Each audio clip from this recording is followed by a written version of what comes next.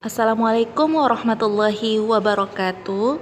Apa kabar Ananda Umi semua? Semoga dalam keadaan sehat dan tetap semangat ya nak. Nah, hari ini hari perdana anak Umi sekolah. Kita akan belajar tentang kisah keteladanan Nabi Muhammad Sallallahu Alaihi Wasallam. Pada materi PAI hari ini kita akan belajar tentang kisah Rasulullah. Nah, Nabi Muhammad adalah teladan umat Islam. Beliau memiliki akhlak yang mulia seperti baik hati, pemaaf, dan jujur. Saat Nabi Muhammad lahir, didahului dengan sebuah peristiwa yakni serangan pasukan gejah di Mekah yang diabadikan Allah dalam Quran surat Al-Fil. Subtopik pertama, kisah Nabi Muhammad Sallallahu Alaihi Wasallam.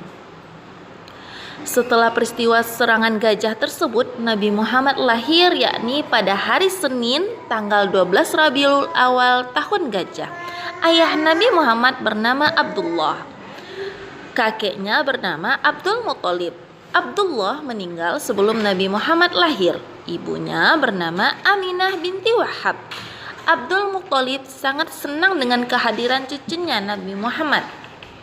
Nama Muhammad adalah pemberian kakeknya. Abdul Muthalib berharap cucunya menjadi orang terpuji di seluruh dunia. Nabi Muhammad disusui dan dirawat oleh Halimatus Sa'diyah. Ia dikembalikan kepada Aminah pada usia 4 tahun. Saat umur Nabi Muhammad 6 tahun, ibunya Aminah meninggal karena sakit.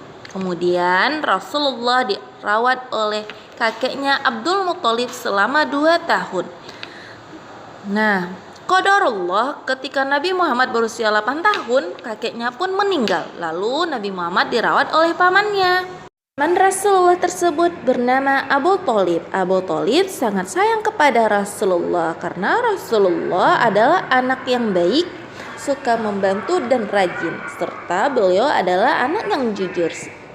Sehingga masyarakat Mekah menggelari beliau dengan Al-Amin. Al-Amin artinya dapat dipercaya. Saat Rasulullah tumbuh dewasa, Rasulullah diajak oleh pamannya untuk berdagang. Pada usia 25 tahun, Rasulullah menikah dengan Siti Khadijah. B. Sifat-sifat Nabi Muhammad Sallallahu Alaihi Wasallam. Nabi Muhammad memiliki sifat-sifat luhur yang terpuji yang membedakannya dengan manusia biasa. Nabi Muhammad diutus Allah untuk menyempurnakan innama bu'istu liutammima makarimal akhlak. Sesungguhnya engkau aku utus untuk menyempurnakan akhlak manusia. 1. Siddiq. Siddiq artinya jujur. Nabi Muhammad adalah pribadi yang jujur, tidak pernah berbohong. Nabi Muhammad adalah utusan Allah yang menyampaikan ajarannya. Nabi Muhammad pasti menyampaikan ajaran Allah dengan sebenar-benarnya dan tidak mungkin berdusta. 2. Tabligh. Tabligh artinya menyampaikan. Nabi Muhammad selalu menyampaikan wahyu dari Allah Subhanahu wa taala dengan kebenaran, seperti saat menyampaikan wahyu Al-Qur'an. Tidak mungkin Rasulullah menyembunyikan ajaran dari Allah. 3. Amanah. Amanah artinya dapat dipercaya. Nabi Muhammad adalah orang yang dapat dipercaya. Beliau tidak pernah berdusta dan selalu bertanggung jawab atas kewajibannya. Seorang rasul tidak pernah mengingkari janji-janjinya. 4. Fatanah. Fatanah artinya cerdas atau pandai. Nabi Muhammad adalah orang yang sangat cerdas dan bijaksana. Beliau selalu menyampaikan kebenaran ayat Al-Quran dengan penjelasan yang bagus sehingga banyak yang masuk Islam.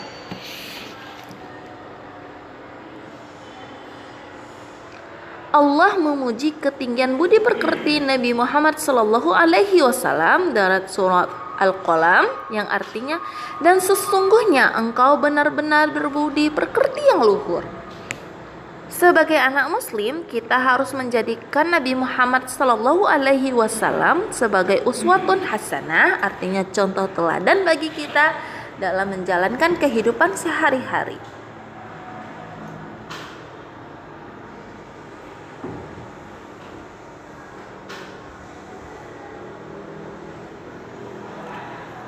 Mari kita meneladani sifat Nabi Muhammad. 1. Siddiq atau jujur. Bisa kita aplikasikan dengan contohnya mengerjakan tugas sendiri, tidak menyontek saat mengerjakan tugas. Tablik artinya menyampaikan. Saat diminta ibu untuk belanja di warung, anak Umi harus jujur. Jika ada kembalian, silahkan anak Umi berikan kepada ibunya.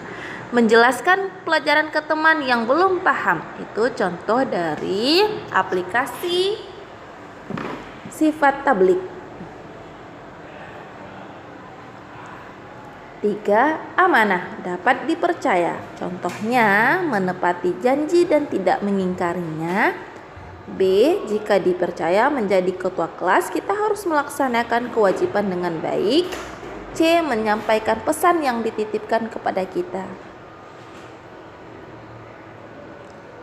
4. Fatanah, cerdas atau pandai. Bisa kita aplikasikan dengan A. Rajin belajar agar mendapat nilai yang bagus. B. Rajin mengaji agar mahir membaca Al-Quran.